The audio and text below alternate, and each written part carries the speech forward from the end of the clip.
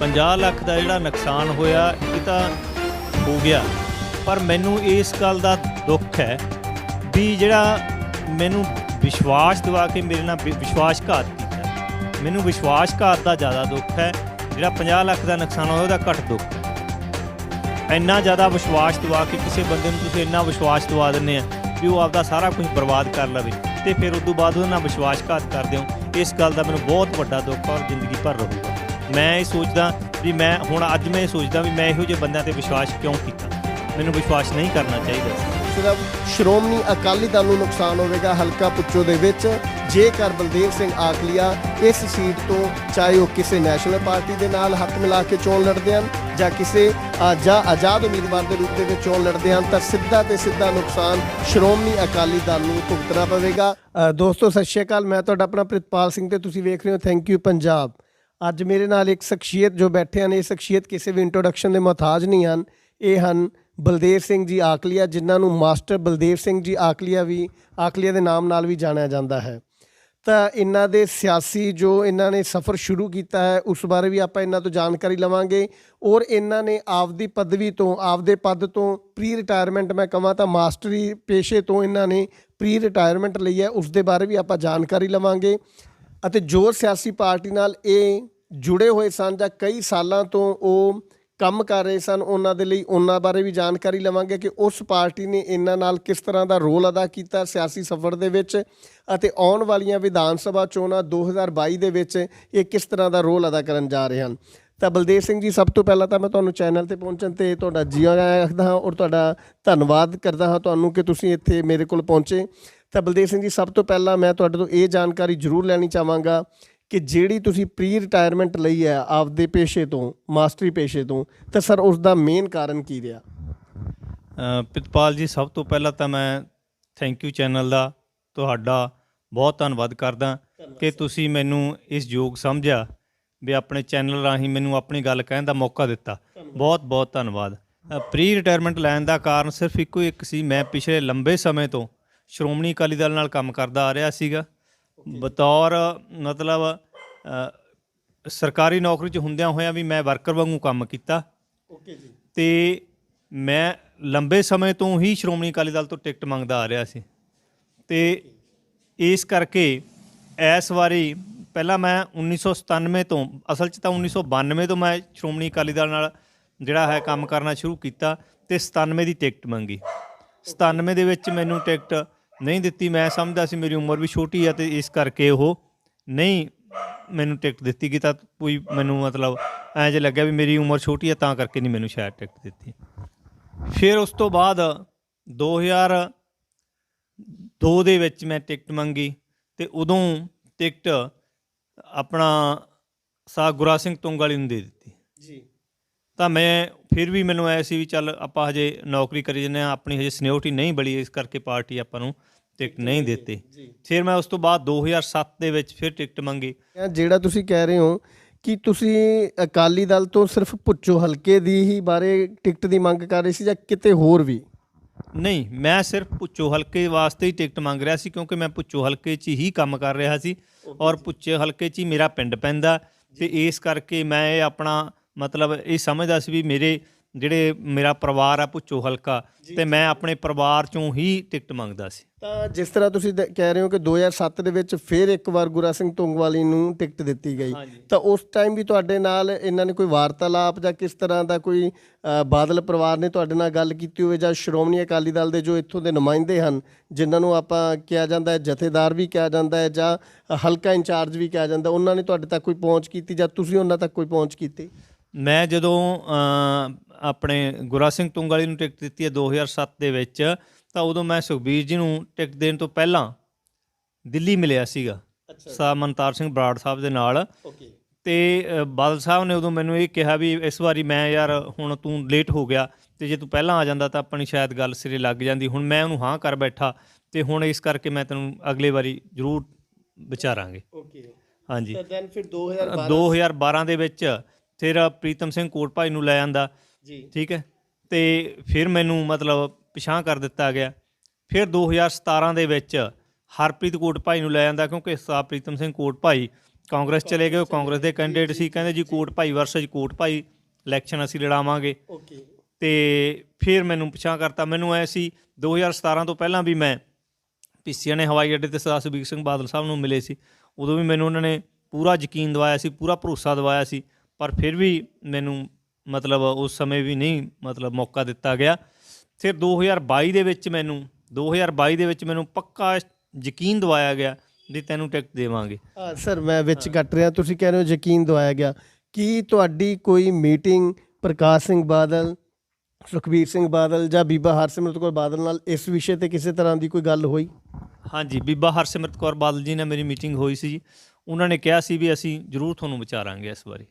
Okay, ਤਾਂ ਵਿਚਾਰਾਂਗੇ ਤਾਂ sir, ਪਰ ਇੱਥੇ ਤਾਂ ਹੁਣ ਅਨਾਉਂਸ ਜੋ ਕੀਤਾ ਹੈ ਸ਼੍ਰੋਮਣੀ ਅਕਾਲੀ ਦਲ ਔਰ ਬੀਐਸਪੀ ਦੇ ਗਠਬੰਧਨ ਦਾ ਜੋ ਕੈਂਡੀਡੇਟ ਹੈ ਉਹ ਇੱਥੇ ਦਰਸ਼ਨ ਸਿੰਘ ਕੋਟਫੱਤਾ ਨੂੰ ਅਨਾਉਂਸ ਕੀਤਾ ਗਿਆ, ਤਾਂ ਫਿਰ ਹੁਣ ਵੀ ਇਸ ਵਾਰ ਵੀ ਤੁਹਾਨੂੰ ਟਿਕਟ ਨਾ ਮਿਲੀ, ਤਾਂ ਹੁਣ ਤੁਸੀਂ ਪ੍ਰੀ ਰਿਟਾਇਰਮੈਂਟ ਇਸ ਕਾਰਨ ਰਿਹਾ ਜਾਂ ਕੋਈ ਹੋਰ ਕਾਰਨ ਰਿਹਾ? ਮੇਰਾ ਇਹੀ ਕਾਰਨ ਸੀ ਜੀ, ਇਲੈਕਸ਼ਨ ਮਤਲਬ ਚੋਣ ਲੜਨ ਵਾਸਤੇ ਹੀ ਮੈਂ ਰਿਟਾਇਰਮੈਂਟ ਲਈ ਸੀ। ਜਦੋਂ ਤੁਸੀਂ ਚੋਣ ਲੜਨ ਵਾਸਤੇ ਰਿਟਾਇਰਮੈਂਟ ਲਈ, ਉਸ ਤੋਂ ਪਹਿਲਾਂ ਤੁਹਾਨੂੰ ਯਕੀਨ ਦਿਵਾਇਆ ਗਿਆ ਸੀਗਾ? ਹਾਂਜੀ, ਬਿਲਕੁਲ ਜੀ। ਮੈਨੂੰ ਇਹ ਕਹਿੰਦੇ ਰਹੇ ਵੀ ਮਾਸਟਰ ਜੀ ਪੈਸਿਆਂ ਦਾ ਪ੍ਰਬੰਧ ਕਰੋ ਜੀ, ਪੈਸੇ ਆਪਣੇ ਬਹੁਤ ਲੱਗਣਗੇ, ਠੀਕ ਹੈ, ਆਪਣੇ ਮੁਕਾਬਲੇ ਬਹੁਤ ਸਟਰੋਂਗ ਕੈਂਡੀਡੇਟ ਆਉਣਾ ਜੀ, ਉਹ ਬਹੁਤ ਪੈਸੇ ਖਰਚ ਕਰੂਗਾ, ਇਸ ਕਰਕੇ ਤੁਸੀਂ ਮਤਲਬ ਆਪਦਾ ਪੈਸਿਆਂ ਦਾ ਪ੍ਰਬੰਧ ਕਰੋ। ਤਾਂ ਮੈਂ ਤਾਂ ਉਸ ਪਾਸੇ ਸੋਚਣਾ ਸ਼ੁਰੂ ਕਰਤਾ ਵੀ ਟਿਕਟ ਮੇਰੀ ਪੱਕੀ ਹੈ ਤੇ ਮੈਂ ਪੈਸਿਆਂ ਦਾ ਪ੍ਰਬੰਧ ਕਰਾਂ। ਬਿਲਕੁਲ ਜੀ। ਮੈਨੂੰ ਇਹ ਕਹਿੰਦੇ ਰਹੇ ਵੀ ਮਾਸਟਰ ਜੀ ਪੈਸਿਆਂ ਦਾ ਪ੍ਰਬੰਧ ਕਰੋ ਜੀ, ਪੈਸੇ ਆਪਣੇ ਬਹੁਤ ਲੱਗਣਗੇ, ਠੀਕ ਹੈ, ਆਪਣੇ ਮੁਕਾਬਲੇ ਬਹੁਤ ਸਟਰੋਂਗ ਕੈਂਡੀਡੇਟ ਆਉਣਾ ਜੀ, ਉਹ ਬਹੁਤ ਪੈਸੇ ਖਰਚ ਕਰੂਗਾ, ਇਸ ਕਰਕੇ ਤੁਸੀਂ ਮਤਲਬ ਆਪਦਾ ਪੈਸਿਆਂ ਦਾ ਪ੍ਰਬੰਧ ਕਰੋ। ਤਾਂ ਮੈਂ ਤਾਂ ਉਸ ਪਾਸੇ ਸੋਚਣਾ ਸ਼ੁਰੂ ਕਰਤਾ ਵੀ ਟਿਕਟ ਮੇਰੀ ਪੱਕੀ ਹੈ ਤੇ ਮੈਂ ਪੈਸਿਆਂ ਦਾ ਪ੍ਰਬੰਧ ਕਰਾਂ। ਨਹੀਂ, ਮੈਂ ਇੱਥੇ ਇੱਕ ਗੱਲ ਹੋਰ ਮੇਰੇ ਜ਼ਿਹਨ ਦੇ ਵਿੱਚ ਆ ਰਹੀ ਹੈ, ਜਿੱਥੇ ਤੁਸੀਂ ਕਹਿ ਰਹੇ ਹੋ ਪੈਸਿਆਂ ਦਾ ਪ੍ਰਬੰਧ ਕਰਾਂ, ਪਰ ਪ੍ਰੀ ਰਿਟਾਇਰਮੈਂਟ ਲੈਣੀ 5 ਸਾਲ ਦਾ ਜਿੱਥੇ ਤੁਹਾਨੂੰ ਲੋਸ ਹੋਇਆ। ਹਾਂਜੀ, ਮੈਂ ਤਾਂ ਇਸ ਚੀਜ਼ ਨੂੰ ਲੋਸ ਹੀ ਗਿਣਾਂਗੇ ਸਰ, ਤੁਸੀਂ ਵੀ ਇਸ ਚੀਜ਼ ਨੂੰ ਲੋਸ ਗਿਣ ਰਹੇ ਹੋ? ਬਿਲਕੁਲ ਜੀ, ਬਿਲਕੁਲ ਲੋਸ ਜੀ, ਬਿਲਕੁਲ। ਮੈਨੂੰ 50 ਲੱਖ ਰੁਪਏ ਦਾ ਨੁਕਸਾਨ ਹੋਇਆ ਜੀ ਮੇਰਾ। 50 ਲੱਖ ਦਾ ਨੁਕਸਾਨ ਹੋਣਾ ਤੇ ਪਾਰਟੀ ਵੱਲੋਂ ਟਿਕਟ ਵੀ ਨਾ ਦੇਣੀ, ਤਾਂ ਸਰ ਫਿਰ ਤੁਸੀਂ ਇਸ ਨੂੰ ਕਿਸ ਤਰ੍ਹਾਂ ਵੇਖ ਰਹੇ ਹੋ? ਮੈਂ ਹੁਣ ਆਪਣੇ ਤੌਰ ਤੇ ਆਪਣੇ ਜਿਹੜੇ ਮੇਰੇ ਸਾਥੀ ਆ ਉਹਨਾਂ ਨਾਲ ਰਾਏ ਮਸ਼ਵਰਾ ਕਰਨ ਵਾਸਤੇ ਪਿੰਡਾਂ ਵਿੱਚ ਰੋਜ਼ਾਨਾ ਜਾਂਦਾ, ਤਾਂ ਕਿ ਮੈਨੂੰ ਮਤਲਬ ਇਹ ਜਿਹੜਾ ਹੈ ਸਾਥੀ ਮੇਰੇ ਬਹੁਤ ਸਾਰੇ ਮੇਰੇ 'ਤੇ ਪ੍ਰੈਸ਼ਰ ਬਣਾ ਰਹੇ ਆ ਵੀ ਆਪਾਂ ਨੂੰ ਇਲੈਕਸ਼ਨ ਲੜਨੀ ਚਾਹੀਦੀ ਹੈ, ਠੀਕ ਹੈ। ਤਾਂ ਮੈਂ ਇਸ ਤਰ੍ਹਾਂ ਆਪਣੇ ਮਤਲਬ ਸਾਰੇ ਸਾਥੀਆਂ ਨਾਲ ਰਾਏ ਕਰਕੇ ਜਿਵੇਂ ਵੀ ਮੈਨੂੰ ਮਤਲਬ ਮੇਰੇ ਸਾਥੀ ਕਹਿਣਗੇ ਤੇ ਮੈਂ ਉਸ ਤਰ੍ਹਾਂ ਇਲੈਕਸ਼ਨ, ਜੋ ਮੈਨੂੰ ਕਹਿਣਗੇ ਇਲੈਕਸ਼ਨ ਲੜ, ਤਾਂ ਮੈਂ ਇਲੈਕਸ਼ਨ ਲੜੂੰਗਾ, ਜ਼ਰੂਰ ਲੜੂੰਗਾ। ਨਹੀਂ ਬਲਦੇਵ ਸਿੰਘ ਜੀ, ਜੇ ਉਹ ਕਹਿਣਗੇ ਇਲੈਕਸ਼ਨ ਲੜ ਤਾਂ ਮੈਂ ਲੜੂੰਗਾ, ਇਹ ਤੁਸੀਂ ਕਹਿ ਰਹੇ ਹੋ, ਤਾਂ ਜਿੱਥੇ ਤੁਹਾਡਾ ਨੁਕਸਾਨ 50 ਲੱਖ ਦਾ ਹੋ ਚੁੱਕਿਆ ਹੈ, ਜੇ ਉਹ ਮੈਂ ਗੱਲ ਕਰਾਂ ਤੁਸੀਂ ਪੈਸਿਆਂ ਦਾ ਪ੍ਰਬੰਧ ਕਰਨ ਵਿੱਚ ਨਾਕਾਮਯਾਬ ਹੋਏ, ਇਸ ਕਰਕੇ ਤੁਹਾਨੂੰ ਟਿਕਟ ਨਹੀਂ ਦਿੱਤੀ? ਨਹੀਂ ਜੀ, ਪੈਸੇ ਮੈਂ ਇਹਨਾਂ ਨੂੰ ਕਹਿਤਾ ਸੀ ਆਪਦੇ ਪੱਲਿਓਂ ਲਾਊਂਗਾ। ਓਕੇ, ਹਾਂਜੀ, ਓਕੇ ਸਰ, ਹਾਂਜੀ, ਓਕੇ। ਇਸ ਕਰਕੇ ਪੈਸਿਆਂ ਵਾਲੀ ਗੱਲ 'ਚ ਤਾਂ ਕੋਈ ਗੱਲ ਹੈ ਹੀ ਨਹੀਂ ਗੀ ਵੀ ਮੈਨੂੰ ਪੈਸਿਆਂ। ਫਿਰ ਟਿਕਟ ਨਾ ਮਿਲਣ ਦਾ ਕਾਰਨ ਕੀ ਰਿਹਾ ਸਰ? ਕੋਈ ਉਹਨਾਂ ਨਾਲ ਤੁਹਾਡੀ ਫਿਰ ਬਾਅਦ ਵਿੱਚ ਗੱਲ ਹੋਈ ਜਦੋਂ ਉਹਨਾਂ ਨੇ ਅਨਾਉਂਸ ਕਰਤਾ ਕੈਂਡੀਡੇਟ? ਟਿਕਟ ਨਾ ਮਿਲਣ ਦਾ ਕਾਰਨ ਮੈਂ ਤਾਂ ਇਹ ਸਮਝਦਾ ਜੀ ਵੀ ਕੁਛ ਸਾਡੇ ਜਿਹੜੀ ਸਥਾਨਕ ਜਥੇਬੰਦੀ ਹੈ ਉਹਦੇ ਲੀਡਰ ਆ ਜਿਹੜੇ, ਉਹ ਚਾਹੁੰਦੇ ਨਹੀਂ ਵੀ ਇੱਥੋਂ ਸ਼੍ਰੋਮਣੀ ਅਕਾਲੀ ਦਲ ਦਾ ਉਮੀਦਵਾਰ ਜਿੱਤੇ। ਓਕੇ, ਹਾਂਜੀ, ਜੇ ਸ਼੍ਰੋਮਣੀ ਅਕਾਲੀ ਦਲ ਦਾ ਉਮੀਦਵਾਰ ਇੱਥੋਂ ਜਿੱਤਦਾ ਹੈ ਜੀ, ਤਾਂ ਉਹਨਾਂ ਦਾ ਜਿਹੜਾ ਆਪਦੀ ਚੌਧਰ ਆ ਉਹ ਖਤਮ ਹੁੰਦੀ ਹੈ। ਓਕੇ, ਇਹਦਾ ਟਿਕਟ ਨਾ ਮਿਲਣ ਦਾ ਕਾਰਨ ਮੈਂ ਤਾਂ ਇਹ ਸਮਝਦਾ ਜੀ ਵੀ ਕੁਛ ਸਾਡੇ ਜਿਹੜੀ ਸਥਾਨਕ ਜਥੇਬੰਦੀ ਹੈ ਉਹਦੇ ਲੀਡਰ ਆ ਜਿਹੜੇ, ਉਹ ਚਾਹੁੰਦੇ ਨਹੀਂ ਵੀ ਇੱਥੋਂ ਸ਼੍ਰੋਮਣੀ ਅਕਾਲੀ ਦਲ ਦਾ ਉਮੀਦਵਾਰ ਜਿੱਤੇ। ਓਕੇ, ਹਾਂਜੀ, ਜੇ ਸ਼੍ਰੋਮਣੀ ਅਕਾਲੀ ਦਲ ਦਾ ਉਮੀਦਵਾਰ ਇੱਥੋਂ ਜਿੱਤਦਾ ਹੈ ਜੀ, ਤਾਂ ਉਹਨਾਂ ਦਾ ਜਿਹੜਾ ਆਪਦੀ ਚੌਧਰ ਆ ਉਹ ਖਤਮ ਹੁੰਦੀ ਹੈ। ਓਕੇ, ਇਹਦਾ ਮਤਲਬ ਤੁਸੀਂ ਸਿੱਧੇ ਸ਼ਬਦਾਂ ਵਿੱਚ ਮੈਂ ਕਹਿ ਸਕਦਾ ਕਿ ਇੱਥੋਂ ਦੇ ਜਿਹੜੇ ਇੰਚਾਰਜ ਹਨ ਜਾਂ ਕੋਈ ਵੀ ਹਨ ਜੋ ਇਸ ਹਲਕੇ ਨੂੰ ਵੇਖ ਰਹੇ ਹਨ, ਤਾਂ ਤੁਹਾਨੂੰ ਲੱਗਦਾ ਕਿ ਉਹ ਬੰਦੇ ਤੁਹਾਨੂੰ ਟਿਕਟ ਨਹੀਂ ਦੇਣਾ ਚਾਹੁੰਦੇ ਸਨ? ਬਿਲਕੁਲ ਸਹੀ ਹੈ ਜੀ, ਬਿਲਕੁਲ ਸਹੀ ਹੈ। ਓਕੇ, ਤਾਂ ਸਰ ਹੁਣ ਮੇਰਾ ਨੈਕਸਟ ਕੁਐਸਚਨ ਤੁਹਾਡੇ ਤੱਕ ਇਹ ਹੈ ਕਿ ਜਿਸ ਤਰ੍ਹਾਂ ਤੁਸੀਂ ਕਹਿ ਰਹੇ ਹੋ ਕਿ ਉਹ ਮੇਰੇ ਦੋਸਤ ਮਿੱਤਰਾਂ ਨਾਲ ਮੈਂ ਰਣਨੀਤੀ ਤਿਆਰ ਕਰ ਰਿਹਾ ਹਾਂ, ਤਾਂ ਸਰ ਜੇ ਮੈਂ ਗੱਲ ਕਰਾਂ ਤਾਂ ਹੁਣ ਪਾਰਟੀਆਂ ਦੀ, ਸ਼੍ਰੋਮਣੀ ਅਕਾਲੀ ਦਲ ਵੱਲੋਂ ਤੁਹਾਨੂੰ ਟਿਕਟ ਨਹੀਂ ਦਿੱਤੀ ਗਈ, ਬੀਐਸਪੀ ਦੀ ਗੱਲ ਕਰਾਂ ਤਾਂ ਉਹਨਾਂ ਦਾ ਗੱਠਜੋੜ ਹੈ, ਮਗਰ ਤੁਹਾਡੇ ਕੋਲ ਪਾਰਟੀਆਂ ਬਚਦੀਆਂ ਹਨ ਕਾਂਗਰਸ, ਬੀਜੇਪੀ, ਪੰਜਾਬ ਲੋਕ ਕਾਂਗਰਸ ਤੇ ਆਮ ਆਦਮੀ ਪਾਰਟੀ। ਤਾਂ ਸਰ ਤੁਸੀਂ ਕਿਸ ਪਾਰਟੀ ਵੱਲ ਜਾਣਾ ਚਾਹੋਗੇ ਜਾਂ ਕਿਸ ਪਾਰਟੀ ਨਾਲ ਹੱਥ ਮਿਲਾ ਕੇ ਇਸ ਮੈਦਾਨ ਦੇ ਵਿੱਚ ਵਿਧਾਨ ਸਭਾ ਚੁਣਾਵ 2022 ਦੀ ਇਲੈਕਸ਼ਨ ਪੁੱਛੋ ਹਲਕਾ ਤੋਂ ਲੜਨਾ ਚਾਹੋਗੇ? ਕਾਫੀ ਪਾਰਟੀਆਂ ਨੇ ਮੇਰੇ ਨਾਲ ਸੰਪਰਕ ਕੀਤਾ ਜੀ, ਮੈਂ ਹਜੇ ਸੋਚ ਵਿਚਾਰ ਕਰ ਰਿਹਾ ਮੇਰੇ ਸਾਥੀਆਂ ਦੇ ਨਾਲ। ਜਿਵੇਂ ਮਤਲਬ ਮੇਰੇ ਸਾਥੀ ਮੈਨੂੰ ਰਾਏ ਸਾਰਿਆਂ ਦੀ ਇੱਕ ਰਾਏ ਬਣੂਗੀ ਵੀ ਹਾਂ ਇੱਥੋਂ ਇਲੈਕਸ਼ਨ ਲੜਨੀ ਚਾਹੀਦੀ ਹੈ, ਤਾਂ ਉਸ ਤਰ੍ਹਾਂ ਜੇ ਨਹੀਂ ਤਾਂ ਮੈਂ ਮਤਲਬ ਜੇ ਨਹੀਂ ਕੋਈ ਕਿਸੇ ਪਾਰਟੀ ਨਾਲ ਕੋਈ ਗੱਲਬਾਤ ਹੁੰਦੀ ਤਾਂ ਫਿਰ ਉਸ ਤਰ੍ਹਾਂ ਸੋਚਿਆ ਜਾਊਗਾ। ਉਸ ਤਰ੍ਹਾਂ ਮਤਲਬ ਆਜ਼ਾਦ ਉਮੀਦਵਾਰ ਦੇ ਰੂਪ ਵਿੱਚ। ਹਾਂਜੀ। ਓਕੇ, ਤਾਂ ਬਲਦੇਵ ਸਿੰਘ ਜੀ, ਜਿੱਥੇ ਤੁਹਾਨੂੰ ਲੱਗਦਾ ਹੈ ਕਿ ਮੈਂ ਜੇ ਗੱਲ ਕਰਾਂ ਤਾਂ ਕਾਂਗਰਸ ਪਾਰਟੀ ਦੇ ਵਿੱਚ ਵੀ ਤੁਹਾਡਾ ਜਾਣਾ, ਤੇ ਔਰ ਉਸ ਦੇ ਨਾਲ ਜੇ ਮੈਂ ਗੱਲ ਕਰਾਂ ਤਾਂ ਕੋਈ ਨੈਸ਼ਨਲ ਪਾਰਟੀਆਂ ਆਪਣੇ ਕੋਲ ਇਸ ਟਾਈਮ 2 ਪਾਰਟੀਆਂ ਜੋ ਕਿ ਪੰਜਾਬ ਦੇ ਵਿੱਚ ਬਹੁਤ ਹੀ ਐਕਟਿਵ ਰੋਲ ਅਦਾ ਕਰ ਰਹੀਆਂ ਹਨ, ਕਾਂਗਰਸ ਪਾਰਟੀ ਅਤੇ ਬੀਜੇਪੀ ਪਾਰਟੀ। ਹੁਣ ਬੀਜੇਪੀ ਵੀ ਆਪ ਕਹਿ ਰਹੀ ਹੈ ਕਿ ਅਸੀਂ 117 ਸੀਟਾਂ 'ਤੇ ਚੁਣਾਵ ਲੜਨੇ ਹਨ। ਜੇ ਇਸ ਤਰ੍ਹਾਂ ਦੀ ਕੋਈ ਨੈਸ਼ਨਲ ਪਾਰਟੀ ਤੁਹਾਡੇ ਨਾਲ ਆਉਂਦੀ ਹੈ ਜਾਂ ਤੁਹਾਡੇ ਨਾਲ ਰੂਬਰੂ ਹੁੰਦੀ ਹੈ ਜਾਂ ਤੁਹਾਡੇ ਨਾਲ ਹੱਥ ਮਿਲਾਉਣਾ ਚਾਹੁੰਦੀ ਹੈ ਔਰ ਪੁੱਛੋ ਹਲਕੇ ਦੀ ਸੀਟ ਤੁਹਾਨੂੰ ਝੋਲੀ ਵਿੱਚ ਪਾ ਕੇ ਉਹ ਆਪਣਾ ਪੱਤਾ ਖੇਡਣਾ ਚਾਹੁੰਦੀ ਹੈ, ਤਾਂ ਕੀ ਤੁਸੀਂ ਐਗਰੀ ਹੋ ਇਹੋ ਜਿਹੀਆਂ ਨੈਸ਼ਨਲ ਪਾਰਟੀਆਂ ਦੇ ਨਾਲ, ਕਾਂਗਰਸ ਨਾਲ ਜਾਂ ਬੀਜੇਪੀ ਦੇ ਨਾਲ? ਜੇ ਕੋਈ ਪਾਰਟੀ ਨੈਸ਼ਨਲ ਪਾਰਟੀ ਮੇਰੇ 'ਤੇ ਵਿਸ਼ਵਾਸ ਰੱਖ ਕੇ ਉਹ ਹੀ ਚਾਹੁੰਦੇ ਆ ਵੀ ਮੈਂ ਉਹਨਾਂ ਦਾ ਉਮੀਦਵਾਰ ਵਜੋਂ ਚੋਣ ਲੜਾਂ, ਤਾਂ ਮੈਂ ਜ਼ਰੂਰ ਉੱਧਰ ਉਹਨਾਂ ਨਾਲ ਸਹਿਮਤ ਹੋਊਂਗਾ, ਚਾਹੇ ਉਹ ਕਾਂਗਰਸ ਹੈ ਚਾਹੇ ਉਹ ਬੀਜੇਪੀ ਹੈ। ਹਾਂਜੀ, ਜਦੋਂ ਅਕਾਲੀ ਦਲ ਨੇ ਮੈਨੂੰ ਨਕਾਰਤਾ ਜੀ, ਜੀ ਠੀਕ ਹੈ, ਤਾਂ ਮੈਂ ਮਤਲਬ ਕਿਸੇ ਹੋਰ ਪੋਲੀਟੀਕਲ ਪਾਰਟੀ ਨਾਲ ਅਕਸਰ ਇਹ ਹੁੰਦਾ ਵੀ ਕਿਸੇ ਹੋਰ ਮੈਂ ਕਿਸੇ ਪਾਸੇ ਤਾਂ ਜਾਊਂਗਾ ਹੀ, ਫਿਰ ਐਂ ਤਾਂ ਨਹੀਂ ਘਰੇ ਤਾਂ ਬੈਠਣਾ ਨੀਗਾ। ਜੀ ਜੀ ਜੀ, ਠੀਕ ਹੈ, ਤਾਂ ਫਿਰ ਮੈਂ ਜਿਹੜੇ ਵੀ ਮੇਰੇ ਸਾਥੀ ਮੈਨੂੰ ਜਿਵੇਂ ਰਾਏ ਦੇਣਗੇ ਵੀ ਆਪਾਂ ਇਸ ਸਿੱਧਲੇ ਪਾਸੇ ਜਾਣਾ, ਉਸ ਪਾਸੇ ਜਾਊਂ। ਉਸ ਮੈਂ ਗੱਲ ਕਰਾਂ, ਤੁਸੀਂ ਬੀਜੇਪੀ ਨਾਲ ਹੱਥ ਮਿਲਾਉਂਦੇ ਹੋ ਤਾਂ ਉਹਦਾ ਨੁਕਸਾਨ ਅਕਾਲੀ ਦਲ ਨੂੰ ਜਾਂ ਕਾਂਗਰਸ ਨੂੰ, ਕਿਸ ਪਾਰਟੀ ਨੂੰ ਵੱਧ ਹੋਵੇਗਾ ਜੇ ਤੁਸੀਂ ਸ਼੍ਰੋਮਣੀ ਅਕਾਲੀ ਦਲ ਦੀ ਬਜਾਏ ਕਿਸੇ ਦੂਸਰੀ ਹੋਰ ਪਾਰਟੀ ਨੂੰ ਹੱਥ ਮਿਲਾਉਂਦੇ ਹੋ? ਤਾਂ ਮੈਂ ਸ਼੍ਰੋਮਣੀ ਅਕਾਲੀ ਦਲ 'ਚ ਲਗਾਤਾਰ 30 ਸਾਲ ਕੰਮ ਕੀਤਾ, ਇਸ ਕਰਕੇ ਜੇ ਮੈਂ ਇਲੈਕਸ਼ਨ ਲੜਦਾ ਤਾਂ ਉਹਦਾ ਨੈਚੁਰਲ ਆ ਵੀ ਨੁਕਸਾਨ ਅਕਾਲੀ ਦਲ ਨੂੰ ਹੀ ਹੋਊਗਾ। ਸਿਰਫ ਤੇ ਸਿਰਫ ਅਕਾਲੀ ਦਲ ਨੂੰ ਹੋਏਗਾ? ਹਾਂਜੀ, ਬਿਲਕੁਲ ਅਕਾਲੀ ਦਲ ਨੂੰ ਹੋਊਗਾ। ਤੁਸੀਂ ਕਿੰਨੀ ਕੁ ਵੋਟ ਬੈਂਕ ਮੰਨਦੇ ਹੋ ਕਿ ਸ਼੍ਰੋਮਣੀ ਅਕਾਲੀ ਦਲ ਦਾ, ਜੋ ਮੈਂ ਕਹਿ ਸਕਦਾ ਕਿ ਕਿੰਨੇ ਪਰਸੈਂਟੇਜ ਮੰਨਦੇ ਹੋ ਕਿ ਤੁਹਾਡੇ ਨਾਲ ਲੋਕ ਜੁੜੇ ਹੋਏ ਹਨ? ਮੇਰੇ ਨਾਲ ਬਹੁਤ, ਮੈਂ ਪਿੰਡਾਂ 'ਚ ਲਗਾਤਾਰ ਜਾ ਰਿਹਾ ਤੇ ਮੈਨੂੰ ਲੋਕ ਮਤਲਬ ਬਹੁਤ ਜ਼ਿਆਦਾ ਪਿਆਰ ਕਰ ਰਹੇ ਆ, ਬਹੁਤ ਜ਼ਿਆਦਾ ਇਸ ਤਰ੍ਹਾਂ ਕਹਿ ਰਹੇ ਆ ਵੀ ਤੁਸੀਂ ਇਲੈਕਸ਼ਨ ਲੜੋ, ਠੀਕ ਆ, ਅਸੀਂ ਤੁਹਾਡੇ ਨਾਲ ਆ। ਤਾਂ ਫਿਲਹਾਲ ਮੈਂ ਇਸ ਤਰ੍ਹਾਂ ਗਿਣਤੀ ਤਾਂ ਕੁਝ ਨਹੀਂ ਦੱਸ ਸਕਦਾ, ਪਰ ਮੈਨੂੰ ਮਤਲਬ ਵੱਡਾ ਹੁੰਗਾਰਾ ਜਿਹੜਾ ਉਹ ਮੈਨੂੰ ਪਿੰਡਾਂ 'ਚੋਂ ਮਿਲ ਰਿਹਾ, ਤੁਹਾਨੂੰ ਮਿਲ ਰਿਹਾ ਹੈ। ਹਾਂਜੀ। ਤਾਂ ਸਰ ਫਿਰ ਮੇਰਾ ਇੱਕ ਕੁਐਸਚਨ ਮੇਰੇ ਦਿਮਾਗ ਵਿੱਚ ਹੋਰ ਆ ਰਿਹਾ ਹੈ, ਤੁਹਾਨੂੰ ਸੀਟ ਮਿਲ ਜਾਣੀ ਤੇ ਉਸ ਤੋਂ ਬਾਅਦ ਮੈਂ ਤੁਹਾਡਾ ਦੇਖਿਆ ਹੈ ਕਿ ਮੀਡੀਆ ਦੇ ਵਿੱਚ ਵੀ ਤੁਸੀਂ ਰੂਬਰੂ ਹੁੰਦੇ ਰਹੇ ਹੋ, ਔਰ ਅੱਜ ਕੱਲ੍ਹ ਤੁਹਾਡੇ ਫਲੈਕਸ ਵੀ ਜੋ ਲੱਗ ਰਹੇ ਹਨ, ਮੇਰਾ ਪਰਿਵਾਰ ਹਲਕਾ ਪੁੱਚੋ ਦੇ ਪਰਿਵਾਰ ਦੇ ਨਾਮ ਨਾਲ ਤੁਸੀਂ ਫਲੈਕਸ ਵੀ ਲਗਾ ਰਹੇ ਹੋ, ਔਰ ਤੁਸੀਂ ਲੋਕਾਂ ਵਿੱਚ ਵਿਚਰ ਵੀ ਰਹੇ ਹੋ। ਸੁਖਬੀਰ ਸਿੰਘ ਬਾਦਲ ਜਾਂ ਪ੍ਰਕਾਸ਼ ਸਿੰਘ ਬਾਦਲ ਜਾਂ ਬੀਬਾ ਹਰਸਿਮਰਤ ਕੌਰ ਬਾਦਲ ਤੁਹਾਡੇ ਤੱਕ ਅਪਰੋਚ ਕੀਤੀ ਕਿਸੇ ਤਰ੍ਹਾਂ ਵੀ ਤੁਹਾਨੂੰ ਮਨਾਉਣ ਦੀ ਜਾਂ ਤੁਹਾਡੇ ਨਾਲ ਕਿਸੇ ਤਰ੍ਹਾਂ ਦਾ ਵੀ ਕੰਪਰੋਮਾਈਜ਼ ਕਰਨ ਦੀ? ਨਹੀਂ, ਉੱਪਰਲੇ ਲੈਵਲ 'ਤੇ ਸਰਦਾਰ ਸੁਖਬੀਰ ਸਿੰਘ ਬਾਦਲ ਨੇ ਮੇਰੇ ਨਾਲ ਕੋਈ ਪਹੁੰਚ ਨਹੀਂ ਕੀਤੀ ਗੀ। ਬੀਬਾ ਹਰਸਿਮਰਤ ਕੌਰ ਬਾਦਲ ਜੀ ਦਾ ਮੈਨੂੰ ਫੋਨ ਜ਼ਰੂਰ ਆਇਆ ਸੀ, ਉਹ ਵੀ ਸਟਾਰਟਿੰਗ ਦੇ ਵਿੱਚ। ਉਸ ਤੋਂ ਬਾਅਦ ਉਹਨਾਂ ਨੇ ਵੀ ਮੇਰੇ ਨਾਲ ਕੋਈ ਮਤਲਬ ਇਸ ਤਰ੍ਹਾਂ ਦੀ ਕੋਈ ਵਾਰਤਾਲਾਪ ਨਹੀਂ ਕੀਤੀ ਗੀ। ਜਿਹੜੀ ਗੱਲ ਹੈ ਸਥਾਨਕ ਸਾਡੀ ਲੀਡਰਸ਼ਿਪ ਦੀ, ਸਥਾਨਕ ਲੀਡਰਸ਼ਿਪ ਦਾ ਮਤਲਬ ਜਿਹੜਾ ਵਿਸ਼ਵਾਸ ਆ ਉਹ ਨਹੀਂ ਰਿਹਾ ਗਾ।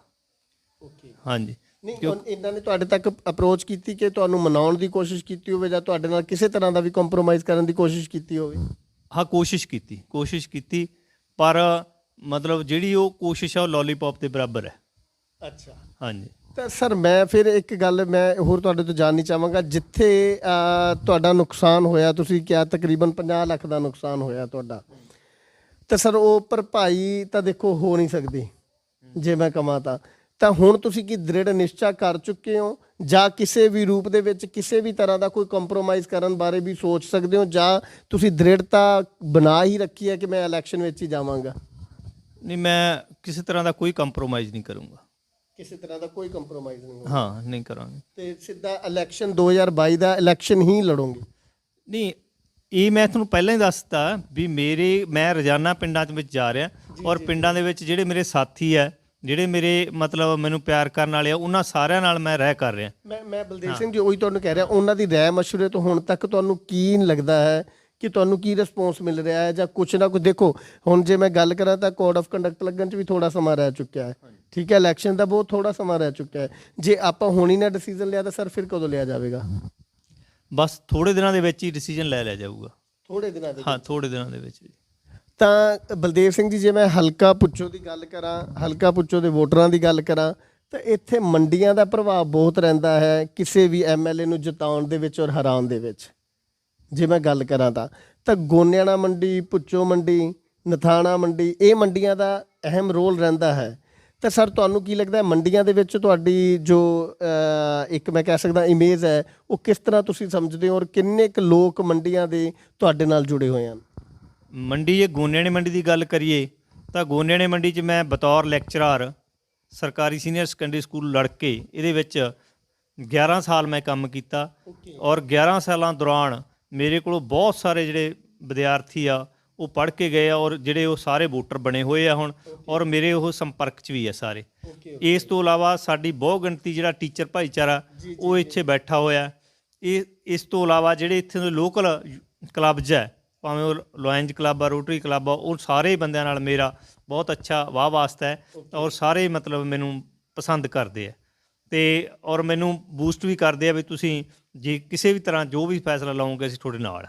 ਓਕੇ, ਤਾਂ ਬਲਦੇਵ ਸਿੰਘ ਜੀ, ਮੇਰਾ ਲਾਸਟ ਕੁਐਸਚਨ ਤੁਹਾਡੇ ਤੱਕ, ਕੀ ਤੁਹਾਨੂੰ ਪ੍ਰੀ ਰਿਟਾਇਰਮੈਂਟ ਲੈ ਕੇ 50 ਲੱਖ ਦਾ ਨੁਕਸਾਨ ਸਹਿਣ ਹੋਇਆ ਤੁਸੀਂ ਕੀਤਾ ਔਰ ਤੁਹਾਨੂੰ ਟਿਕਟ ਵੀ ਨਾ ਮਿਲੀ? ਸ਼੍ਰੋਮਣੀ ਅਕਾਲੀ ਦਲ ਦੇ ਵਰਕਰ ਦੇ ਰੂਪ ਦੇ ਵਿੱਚ ਤੁਸੀਂ ਕੰਮ ਕਰਦੇ ਰਹੇ, ਸਰਕਾਰੀ ਨੌਕਰੀ 'ਤੇ ਹੁੰਦੇ ਹੋਏ ਵੀ, ਉਹ ਸ਼੍ਰੋਮਣੀ ਅਕਾਲੀ ਦਲ ਨੇ ਇੰਨੇ ਸਾਲ ਦੇ ਤੁਹਾਡੇ ਕੰਮ ਨੂੰ ਮੈਂ ਕਹਿ ਸਕਦਾ ਇਗਨੋਰ ਕਰਕੇ ਤੁਹਾਨੂੰ ਟਿਕਟ ਨਾ ਦਿੱਤੀ, ਵਾਰ-ਵਾਰ ਤੁਹਾਡੇ ਮੰਗਣ 'ਤੇ ਵੀ ਉਹਨਾਂ ਦੀ ਖਾਤਰ ਹੀ ਕਵਾਂਗਾ ਔਰ ਉਸ ਪਾਰਟੀ ਦੀ ਖਾਤਰ, ਟਿਕਟ ਲੈਣ ਦੀ ਖਾਤਰ ਤੁਸੀਂ 50 ਲੱਖ ਦਾ ਨੁਕਸਾਨ ਵੀ ਸਹਿਣ ਕੀਤਾ। ਤਾਂ ਇਸ ਦੁੱਖ ਨੂੰ ਤੁਸੀਂ ਕਿਵੇਂ ਦੇਖ ਰਹੇ ਹੋ ਔਰ ਅੰਤ ਵਿੱਚ ਸੰਦੇਸ਼ ਕੀ ਦੇਣਾ ਚਾਹੋਗੇ ਆਪਣੇ ਵੋਟਰਾਂ ਨੂੰ?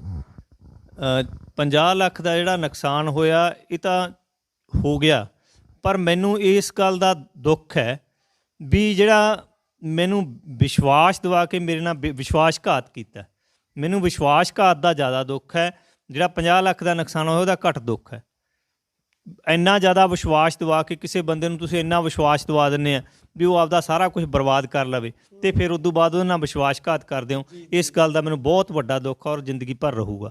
ਮੈਂ ਇਹ ਸੋਚਦਾ ਵੀ ਅੱਜ ਮੈਂ ਇਹ ਸੋਚਦਾ ਵੀ ਮੈਂ ਇਹੋ ਜਿਹੇ ਬੰਦਿਆਂ 'ਤੇ ਵਿਸ਼ਵਾਸ ਕਿਉਂ ਕੀਤਾ, ਮੈਨੂੰ ਵਿਸ਼ਵਾਸ ਨਹੀਂ ਕਰਨਾ ਚਾਹੀਦਾ ਸੀ। ਤਾਂ ਇਹ ਜਿਹੜਾ ਦੁੱਖ ਹੈ ਮੈਨੂੰ ਸਦਾ ਜ਼ਿੰਦਗੀ ਭਰ ਰਹੂਗਾ।